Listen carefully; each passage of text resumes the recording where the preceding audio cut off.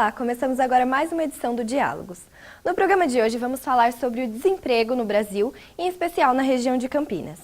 O país está vivendo uma crise econômica e os índices de desemprego de 2016 só comprovam isso. No trimestre que terminou em setembro, a taxa de desemprego alcançou 11,8%, assim como no semestre fechado em agosto. Essa taxa é a maior registrada pelo PNAD desde 2012. Já em Campinas, a taxa de desemprego chegou a 11,5%, não muito distante da taxa nacional.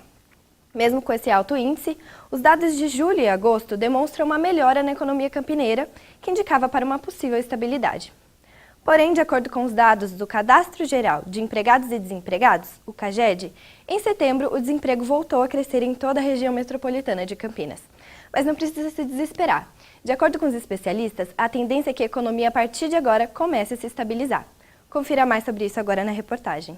Meu nome é Luiz Carlos, tenho 44 anos, estou desempregado há 2 meses. Meu nome é Rafaela, tenho 19 anos e estou desempregada há 3 anos. Meu nome é Naim, tenho 40 anos e estou desempregado desde fevereiro. 9 horas da manhã e o Centro de Apoio ao Trabalhador, o CEPAT, já está cheio de gente. Essas pessoas esperam horas e enfrentam filas, tudo para conseguir uma entrevista de emprego. Cenários como esse são cada vez mais comuns. Afinal, o desemprego tem tomado cada vez mais conta do país. De 2015 para 2016, mais de 3 milhões de pessoas ficaram desempregadas no Brasil.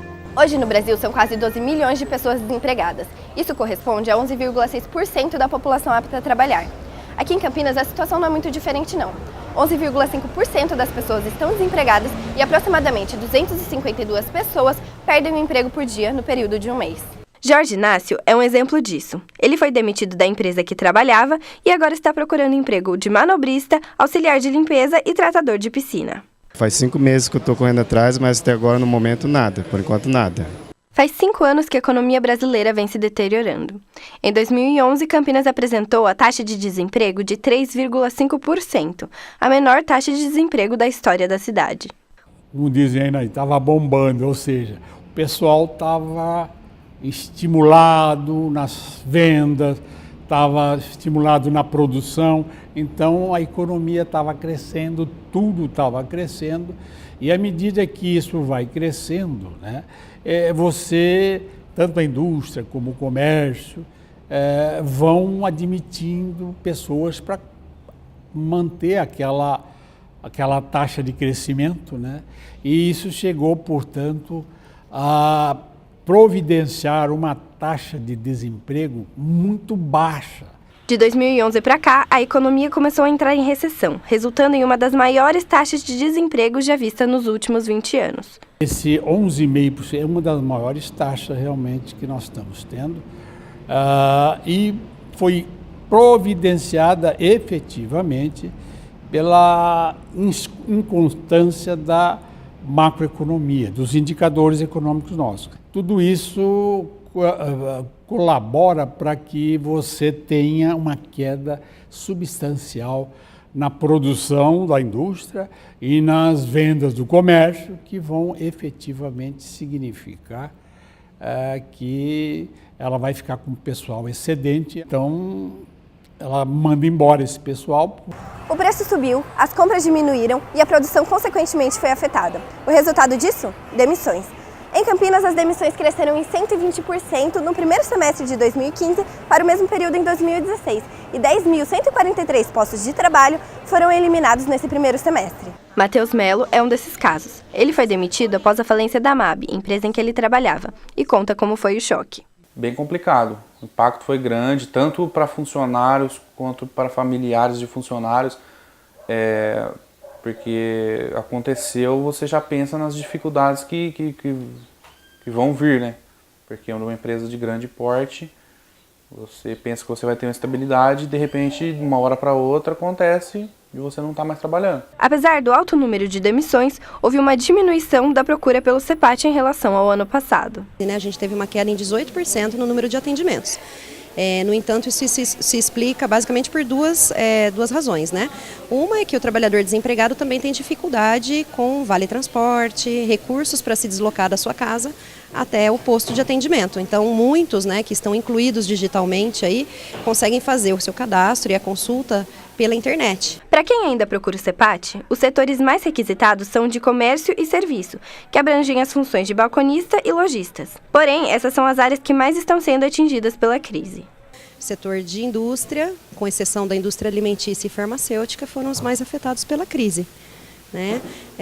O setor de comércio também, que até então era um grande gerador de emprego aqui no município, com o efeito da crise também sofreu um impacto bastante forte, né? Por conta de como o setor da indústria foi atingido, conseguir emprego nessa área tem se tornado cada vez mais difícil. Está sendo muito difícil essa inclusão dos funcionários no ramo industrial.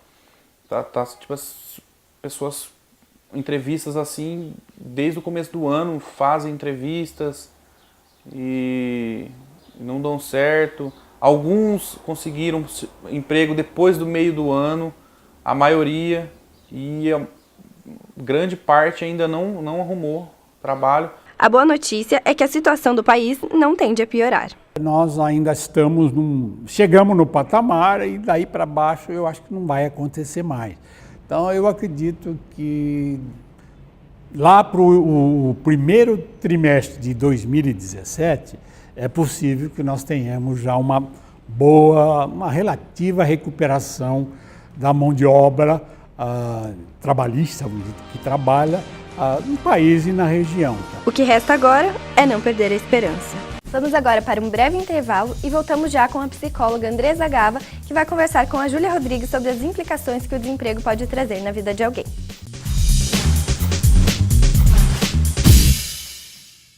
Todo mundo tem um amigo especial. A PUC Campinas tem vários.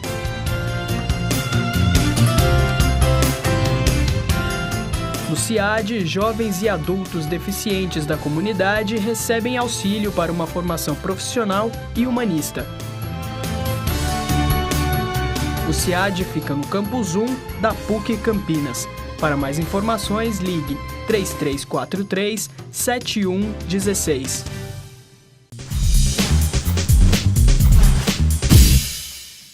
Como mostram os dados, encontrar um emprego está cada vez mais difícil. Pessoas jovens, mais velhas, qualificadas ou não, estão sofrendo para encontrar uma vaga em meio a esse cenário. Você confere agora nessa reportagem a história de 3 pessoas que estão lutando para encontrar o seu lugar no mercado de trabalho. A crise já tirou o emprego de muita gente. Até as pessoas mais qualificadas estão encontrando dificuldades na hora de arrumar um trabalho. No caso do Wagner, a empresa em que ele trabalhava faliu já faz 6 meses e até hoje ele ainda não conseguiu outro emprego. Para retornar ao mercado, mesmo com formação em engenharia mecânica, ele conta que precisa dar manutenção no conhecimento. Hoje a minha deficiência é que, devido a me dedicar bastante à minha última empresa, eu acabei esquecendo bastante do inglês, me foquei muito no espanhol e meu nível caiu um pouco. Hoje a minha barreira profissional seria voltar a ter um inglês fluente. Então eu estou me dedicando praticamente nos últimos meses 10 horas por dia. A situação é semelhante para os jovens universitários que estão perto de concluir o curso e não foram efetivados. A Sulamita está em busca de um emprego fixo já faz 2 anos. O fator agravante seria a crise mesmo, visto que eu trabalhei um tempo como estagiária e também já dei aula em escolas estaduais. Então, eu acho que o fator crise foi o que mais colaborou para que houvesse essa queda, principalmente no setor da construção civil. Os dados do CIESP apontam que no mês de agosto desse ano, as indústrias tiveram um total de 150 demissões, um número que traz esperança para os empresários, já que no mesmo mês do ano anterior, o CIESP registrou um total de 1.000 demissões. Nós tivemos um aumento mais considerável em agosto nas indústrias da área de alimentação, mas isso é variável, é sazonal. A cada mês a gente tem um desempenho maior de uma indústria do que de outra. A indústria de eletroeletrônicos e óptica também se portou bem com relação a contratações, mas a maior parte das indústrias ainda ficaram ou estabilizadas ou demitindo um pouco. E hoje o cenário ainda é esse. As lojas continuam vazias. Afinal, o comércio foi o setor da economia mais afetado no último mês de agosto, de acordo com os dados do CIESP. Mas, apesar de tudo, a economia já vem caminhando para uma estabilidade. Para contratar, as empresas buscam pessoas que já tenham experiência no mercado de trabalho e que sejam qualificadas. Diante da crise, a procura por cursos profissionalizantes aumentou. As pessoas começaram a correr atrás do diferencial. Assim, cursos oferecidos pelo Senai, por exemplo, tiveram que expandir sua oferta, chegando a oferecer quase 1 milhão de vagas para os cursos no estado de São Paulo. O Senai, nos últimos 10 anos, vamos dizer assim, cresceu muito, expandiu muito a oferta. Chegamos aí a 40 mil vagas de curso técnico, 30 mil vagas de aprendizagem industrial, mas em todas as modalidades chegamos a quase 1 milhão de vagas só no estado de São Paulo.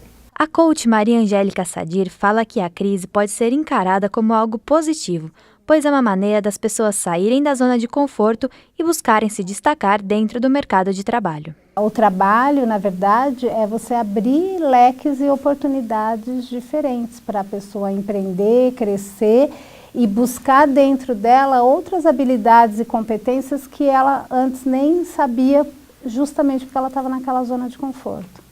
Ela explica que as pessoas não podem ficar acomodadas, devem estar sempre descobrindo novas habilidades e, diante de uma situação de crise, não podem se deixar levar pelo pessimismo e precisam estar sempre flexíveis e, se for preciso, estarem prontas para novos planos e buscar outras alternativas. O que eu trabalho muito, tanto em psicoterapia como no coaching, é a pessoa buscar alternativas, né? Buscar outras formas de trabalhar, de procurar emprego, de empreender em outras áreas e ela fazer coisas diferentes e focar em outros planejamentos de vida, em outros objetivos, para ela resgatar essa autoconfiança também. A situação é ainda mais complicada para aqueles que buscam um emprego, mas não têm nenhuma formação. Claudemir se encaixa nessa categoria. Já faz 1 ano e meio que está desempregado e vem buscando vagas em qualquer área. A gente tem um simples juízo próprio. Monta alguma coisinha e sai o dia a dia vendendo vassoura. Saio vendendo vassoura e é o que eu estou me mantendo, pagando minhas contas. Mas não desisto de procurar emprego. Procurando emprego, é agência, é aqui, em Valinhos, Vinhedo, Hortolândia, em todo lugar. Não existe um ponto certo, só existe uma esperança. Essa situação pode afetar o psicológico do desempregado e muitas vezes levar a pessoa à depressão ou até mesmo ao suicídio. Um estudo realizado pela Universidade de Zurique revelou que o desemprego é a causa de 1 em cada 5 suicídios no mundo. O outro estudo, realizado no período de 2000 a 2011 pela Organização Mundial de Saúde, mostra que aproximadamente 45 mil dos suicídios contabilizados nesse período estão relacionados com o desemprego. Teve caso aqui também na região, né, Júlia? É isso mesmo, Luara. E um exemplo desses casos é o do empresário de Rio Claro, que no dia 21 de julho de 2016 se matou depois de ter demitido 233 funcionários da empresa dele por conta da crise. Outro caso chocante que vamos conferir agora foi o do Rio de Janeiro, que resultou na morte de toda uma família. Olha só. 4 pessoas de uma família foram encontradas mortas em um condomínio na Barra da Tijuca, no Rio de Janeiro, no dia 29 de agosto. Os corpos de 2 crianças e do marido estavam na área da piscina do prédio e teriam caído do 18º andar numa altura aproximadamente de 50 metros. O corpo da mulher foi encontrado na cama, dentro do apartamento. Uma carta encontrada no apartamento relata um desespero nas palavras escritas pelo marido. A suspeita da polícia é de que Narbor Coutinho de Oliveira tenha matado a mulher com facadas e depois jogado os 2 filhos da sacada, e tudo isso por conta de problemas no trabalho.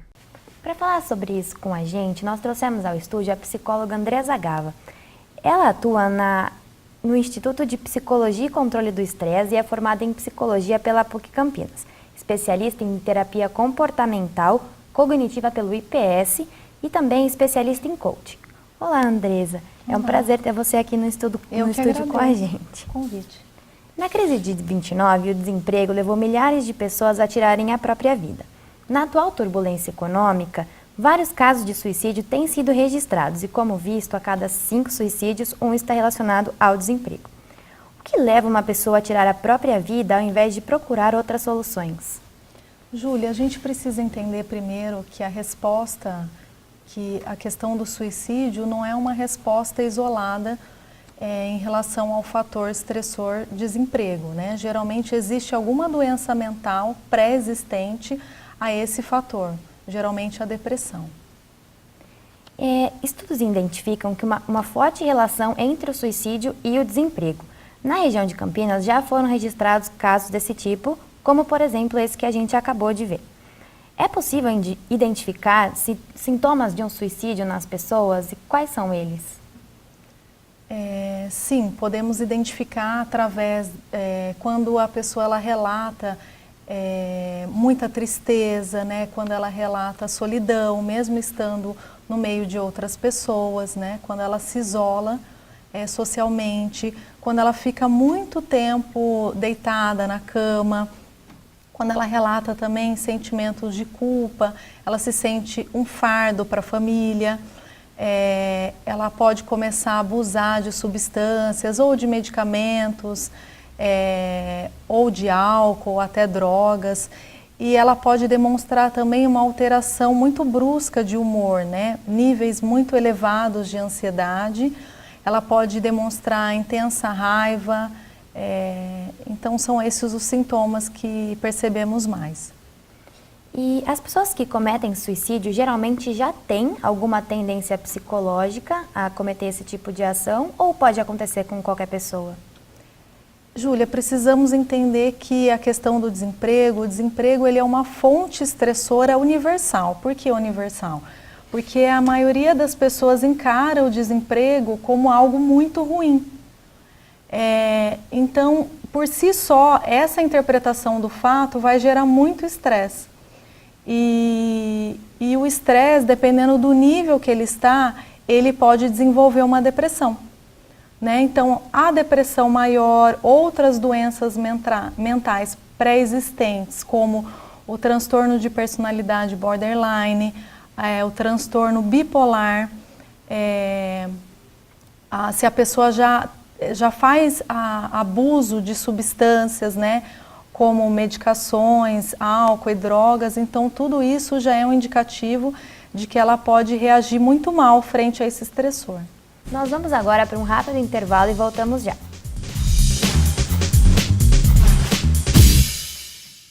Desde 1982, a assistência judiciária da PUC Campinas oferece serviços jurídicos a pessoas com dificuldades financeiras. A assistência judiciária fica na Avenida Orozimbo Maia, número 176. Para mais informações, ligue 3232-9109.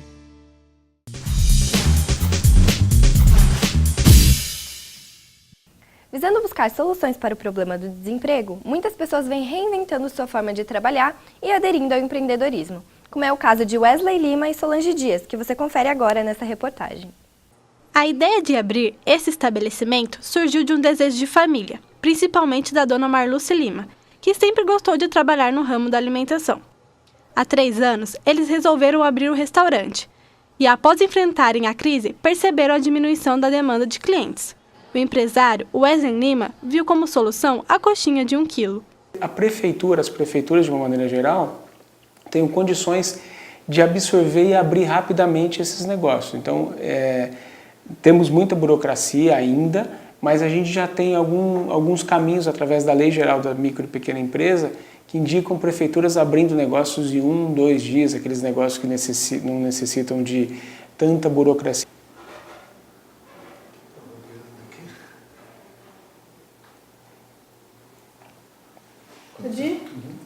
Como está o cenário do microempresarial em Campinas durante a crise?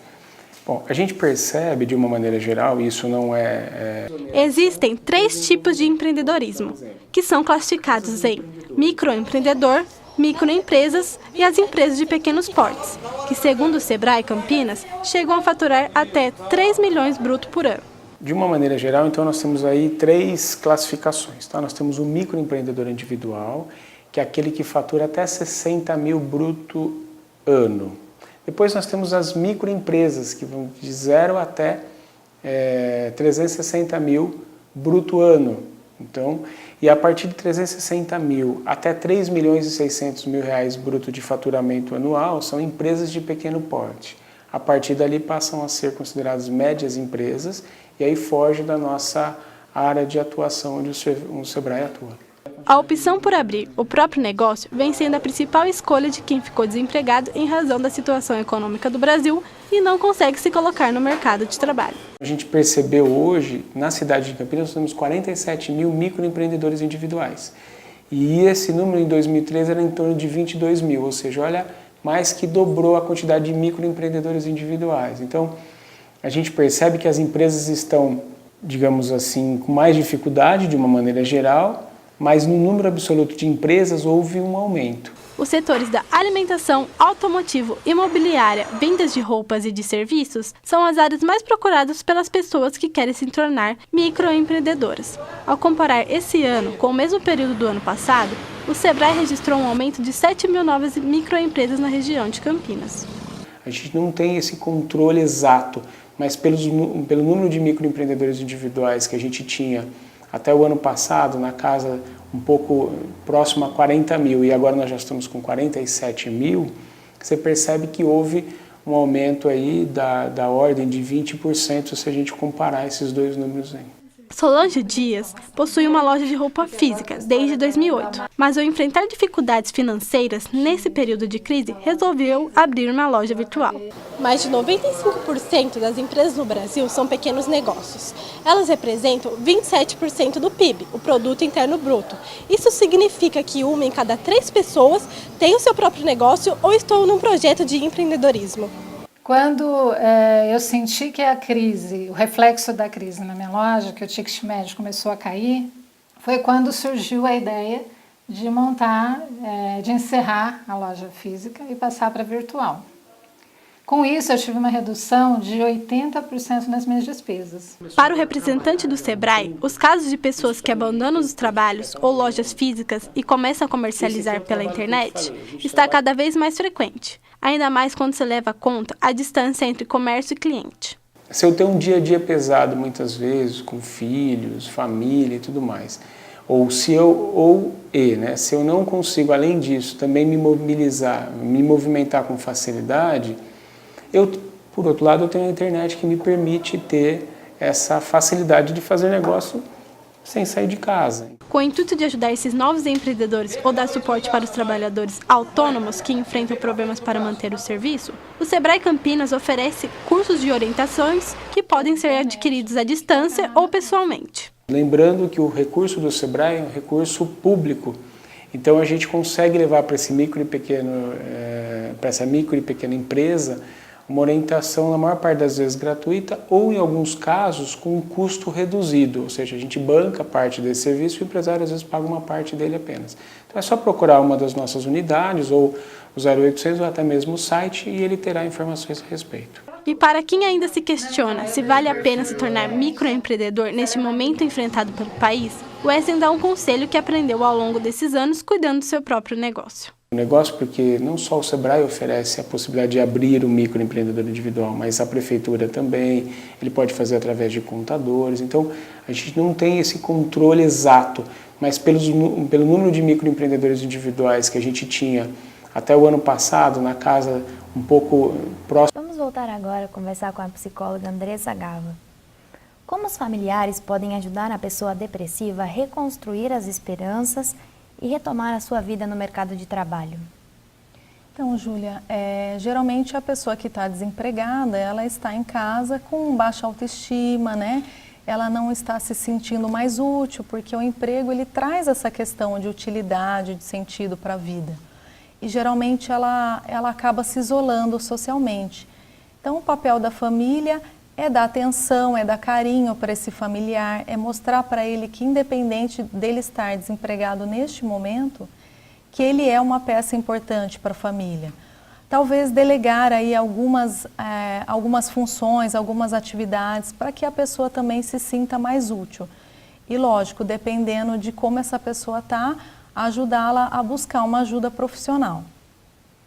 E como a pessoa faz para recuperar a autoconfiança em um estado de depressão? E quanto tempo isso pode levar? Júlia, geralmente o tratamento para a depressão fazemos de forma conjunta entre o psicólogo e o médico psiquiatra. Então, em relação às medicações, aos antidepressivos, eles levam em torno de 15 dias para começar a fazer efeito no organismo. Já a psicoterapia, principalmente na abordagem comportamental cognitiva, essa psicoterapia ela é uma psicoterapia mais focada, mais objetiva.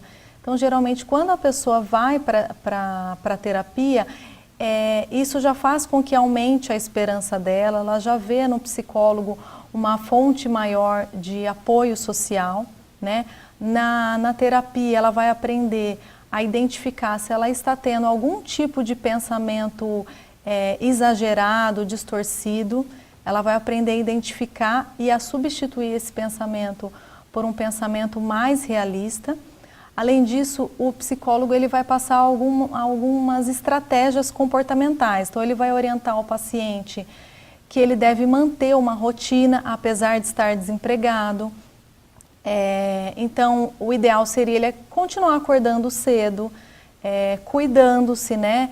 Se alimentando bem, dormindo bem, praticando exercício físico, porque tudo isso vai fazer com que ele controle o estresse e que ele esteja bem por uma próxima oportunidade de trabalho, né? Além disso, orientamos também que a nova função dessa pessoa é buscar um novo emprego, né? Mas que não é só isso, ela tem que ter limites, mas na busca de um novo emprego seria interessante ela aumentar ou criar uma rede de contatos, fazer algum tipo de trabalho voluntário, né? Algum trabalho freelancer. Tudo isso vai ajudá-la a encontrar novas oportunidades. E lembrando que é na crise que podem surgir grandes oportunidades. Então, a pessoa, neste momento, ela tem que ser criativa, flexível. Então, a questão do empreendedorismo, se for possível, e, às vezes, até a mudança de área. A área profissional pode ajudar a pessoa a encontrar uma nova oportunidade. E os efeitos dos medicamentos para combater a depressão podem debilitar a pessoa a ser mais proativa?